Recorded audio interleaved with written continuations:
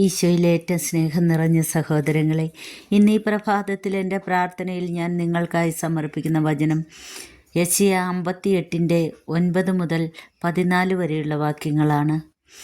നീ പ്രാർത്ഥിച്ചാൽ കർത്താവ് ഉത്തരമരുളും. നീ നിലവിളിക്കുമ്പോൾ ഇതാ ഞാനെന്ന് അവിടുന്ന് മറുപടി തരും. മർദ്ദനവും കുറ്റാരോപണവും ദുർഭാഷണവും നിന്നിൽ നിന്ന് ദൂരെ അകറ്റുക. വിശക്കുന്നവർക്ക് ഉദാരമായി ഭക്ഷണം കൊടുക്കുകയും പീഡിതർക്ക് സംതൃപ്തി നൽകുകയും ചെയ്താൽ നിന്റെ പ്രകാശം അന്ധകാരത്തിൽ ഉദിക്കും. നിന്റെ ഇരുണ്ട വേളകൾ മധ്യാഹ്നം പോലെയും കർത്താവ് നിന്നെ നിരന്തരം നയിക്കും. മരുഭൂമിയിലും നിനക്ക് സമൃദ്ധി നൽകും.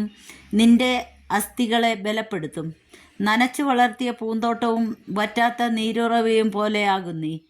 നിന്റെ പുരാതന നഷ്ടാവിശിഷ്ടങ്ങൾ പുനരുദ്ധരിക്കപ്പെടും.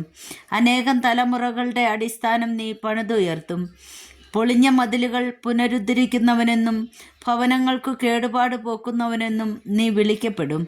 സാപത്തിനെ ചവിട്ടി മെതിക്കുന്നതിൽ നിന്നും നിന്റെ വിശുദ്ധ ദിവസത്തിൽ നിന്റെ ഇഷ്ടം അനുവർത്തിക്കുന്നതിൽ നിന്നും നീ പിന്തിരിയുക. സാപത്തിനെ സന്തോഷദായകവും കർത്താവിൻ്റെ വിശുദ്ധ ദിനത്തെ ബഹുമാന്യവുമായി കണക്കാക്കുക.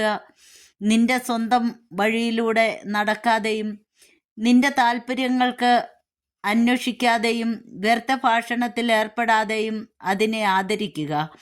അപ്പോൾ നീ കർത്താവിൻ്റെ ആനന്ദം കണ്ടെത്തും.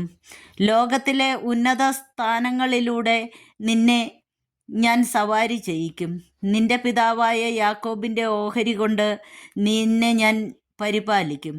കർത്താവാണ് ഇത് അരുളി ചെയ്തിരിക്കുന്നത്.